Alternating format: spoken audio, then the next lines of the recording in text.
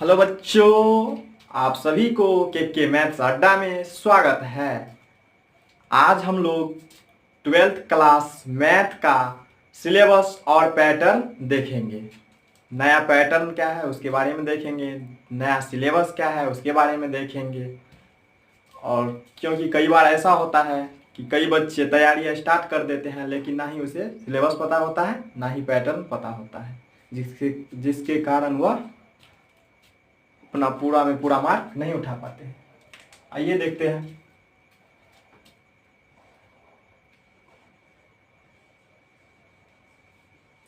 Math, इसका exam 100 mark का होता है। बिहार बोर्ड में 100 मार्क का इसका एग्जाम होता है।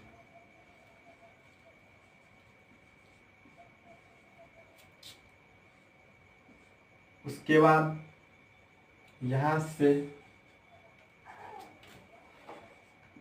50 मार्क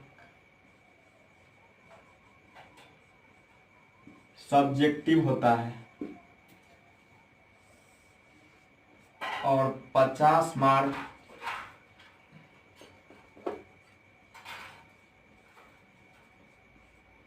ऑब्जेक्टिव होता है।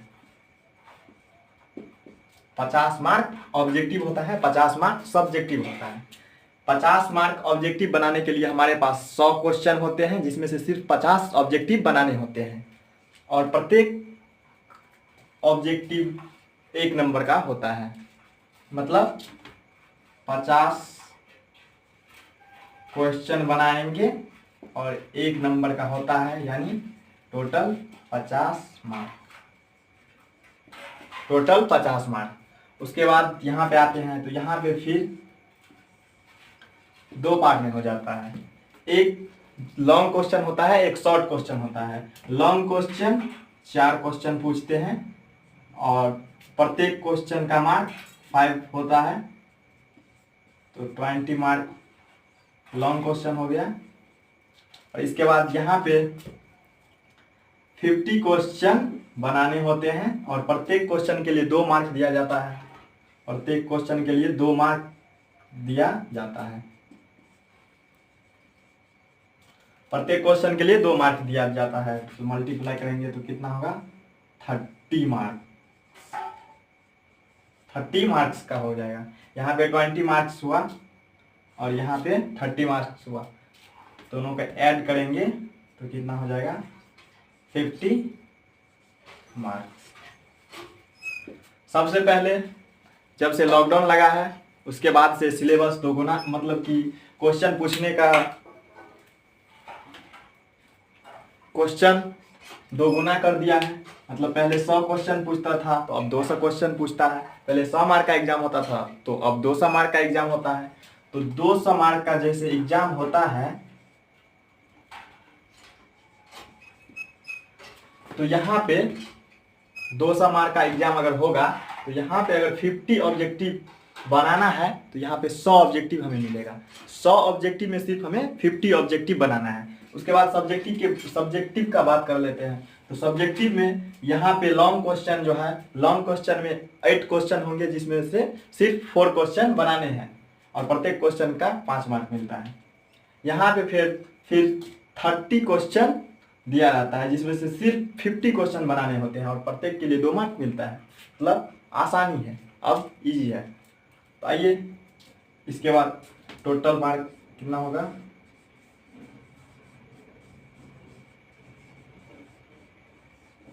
टोटल मार्क 100, टोटल 100 मार्क का हो गया। आइए उसके बाद सिलेबस देख लेते हैं। सिलेबस क्या क्या है?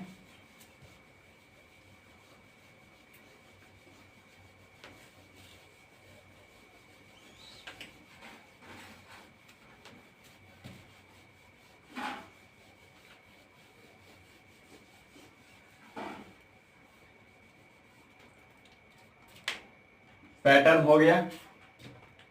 अब सिलेबस देखना है तो सिलेबस देख लेते हैं। सिलेबस में से पहले हम लोग आरयू करेंगे, जिसे इंग्लिश में मैट्रिक्स कहते हैं।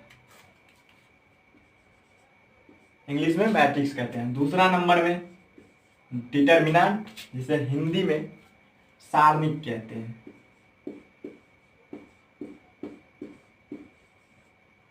इसे इंग्लिश में डिटर्मिनेंट कहते हैं। तीसरा नंबर में हम लोग प्रतिलोम त्रिकोणमिति देखेंगे।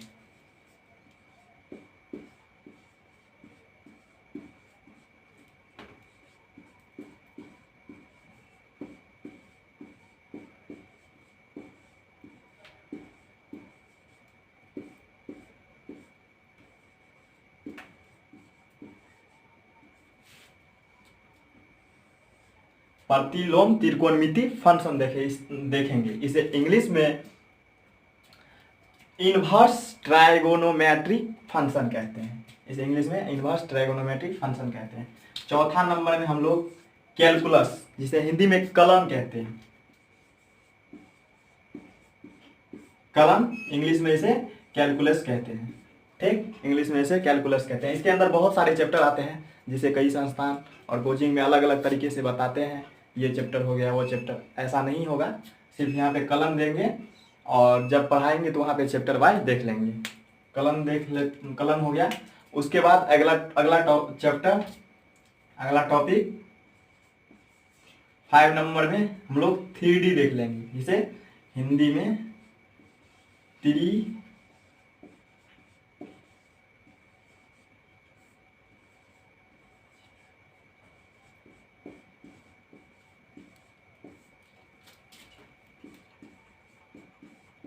त्रिमितीय ज्यामिति कहते हैं। इंग्लिश में इसे 3D कहते हैं। उसके बाद छठा नंबर में हम लोग देख लेंगे। छठा नंबर में हम लोग का टॉपिक एक हो जाता है के बाद सदिश बीजगणित। सदिश बीजगणित जिसे इंग्लिश में वेक्टर कहते हैं। सदिश बीजगणित को इंग्लिश में क्या कहते हैं? वेक्टर।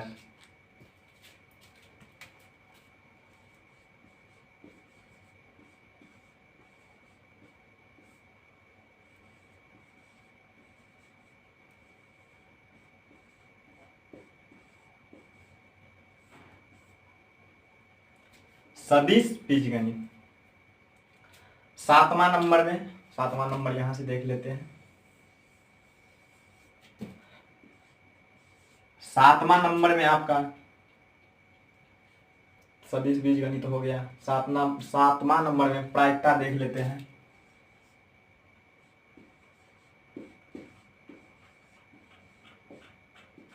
प्रायिकता देख लेते हैं। सातवां नंबर में क्या हो जाता है? प्रायिकता हो जाता है।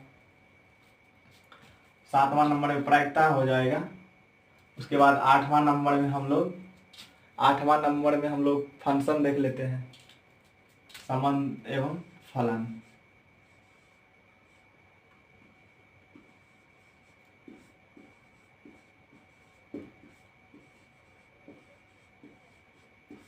संबंध एवं फलन देख लेते हैं। उसके बाद 9वां नंबर में हो जाता है आपका प्रायिकता देख लिए, संबंध एवं फलन देख लिए। उसके बाद 9वां नंबर में रैखिक प्रोग्राम, जिसे नॉर्मल भाषा में ग्राफ हम लोग कह देते हैं। उसके बाद 10वां नंबर ग्राफ हो गया, ये प्रायिकता हो गया। 10वां नंबर में क्या हो जाएगा?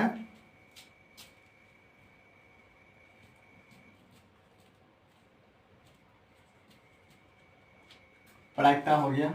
10वां नंबर यार तो नहीं लगता है कुछ बाकी है, हो गया है।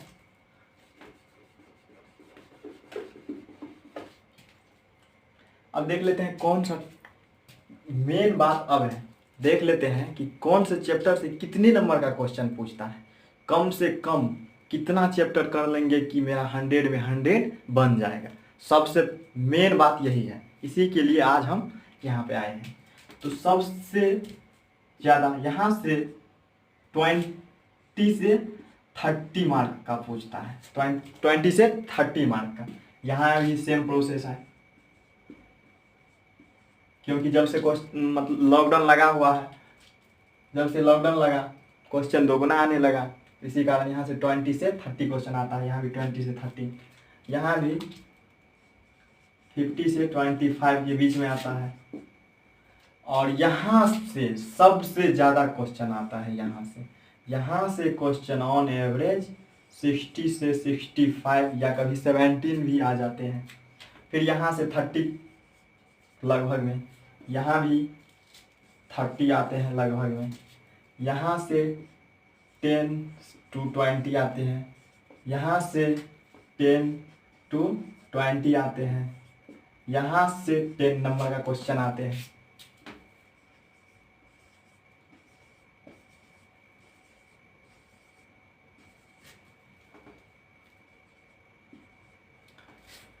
ना देख लिए, अब देख लेते हैं कितना टॉपिक हम कर लेते हैं कि मेरा 100 में 100 मार्क आ सकता है।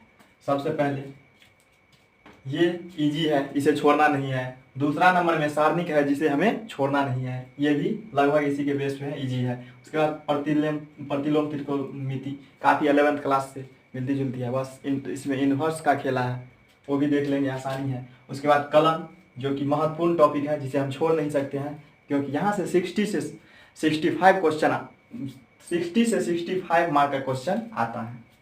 उसके बाद त्रिविम ज्यामिति, ये भी देखेंगे क्योंकि 30 मार्क का आता है। फिर उसके बाद सदिश बीजगणित भी देखेंगे, क्योंकि यहाँ से भी 30 मार्क का क्वेश्चन आ जाता है।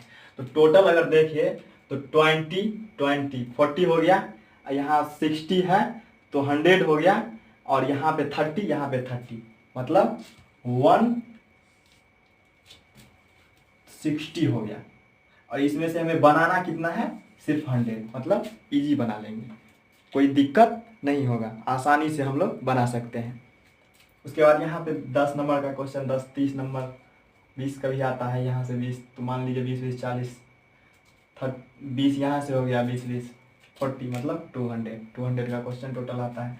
तो ये भी आसान है, इजी है, 10th क्लास में भी पढ़े होंगे, थोड़ा उसी का विस्तार रूप दिया हुआ है यहाँ पे, तो इसको भी देख लेंगे लगभग में लास्ट में। तो ये भी आसान ही है, मतलब 170 के आसपास तैयारी कर लेते हैं तो आसानी से 100 क्वेश्चन बनेगा। 100 में 100 मिशन ही हमारा 100 में 100 है, इसमें से एक भी कम नहीं। मिशन 100 में 100 में 100 मार्क लाना हमारा मिशन है, इस पे हमें काम करना है। सिलेबस हम लोगों ने देख लिया, पैटर्न देख लिया, और एक बात जो महत्वपूर्ण है बता दें कि जैसे यहाँ पे नंबरिंग किया हुआ है वैसे ही हम पढ़ाएंगे। सबसे पहले आव्यूह पढ़ाएंगे, उसके बाद सारणिक, उसके बाद प्रतिलोम त्रिकोणमिति, उसके बाद कलन पढ़ाएंगे, उसके बाद त्रिविम ज्यामिति, उसके बाद सदिश बीजगणित, उसके बाद प्रायिकता, उसके बाद संबंध, उसके बाद ग्राफ। टोटल ऐसे ही चलेगा, ठीक। तो हमें लगता है आप लोग सिलेबस समझ गए होंगे, पैटर्न समझ गए होंगे आसानी से, कितने नंबर का क्या होता है, किस चैप्टर से कितना क्वेश्चन पूछता है, कितने नंबर का आता है, वो समझ गए होंगे। और हमारे YouTube चैनल पर अभी मैट्रिक्स आव्यूह का बैच चल रहा है, जिस भी बच्चे को ज्वाइन करना है वो आप ज्वाइन कर सकते हैं, उनकी सेवा में हम सदैव हाजिर हैं। और जितने बच्चे जुड़े हैं उन सब से आग्रह है कि और अपने दोस्तों को भी बोले, और दोस्त का भी मदद करें, बोले एक बार ज्वाइन करें जरूर। मिशन हम लोग का 100 में 100 लाना है, सफल होगा, जरूर होगा, आप लोग साथ देंगे तो। अभी 2 लेक्चर हुआ है, इसका 2 या 3 लेक्चर हुआ है, देख लेंगे। उसके बाद कल से फिर क्लास चलेगी रेगुलर अपने टाइम अनुसार, और ज़्यादा नहीं, 30 या 35 मिनट का क्लास होता है, उससे ज़्यादा का होता नहीं है। और एग्ज़ाम से 2 महीना 3 महीना पहले हम लोग सिलेबस कवर कर लेंगे टोटल, ताकि हमारे पास रिवीजन के लिए टाइम बच जाए। चलिए, आई होप कि आप लोग को समझ में आया हो। ज़्यादा से ज़्यादा बच्चों को ज्वाइन करवाइए और चैनल को सब्सक्राइब करिए, ताकि हमारा भी मन पढ़ाने में लगे। ठीक है, थैंक यू, धन्यवाद।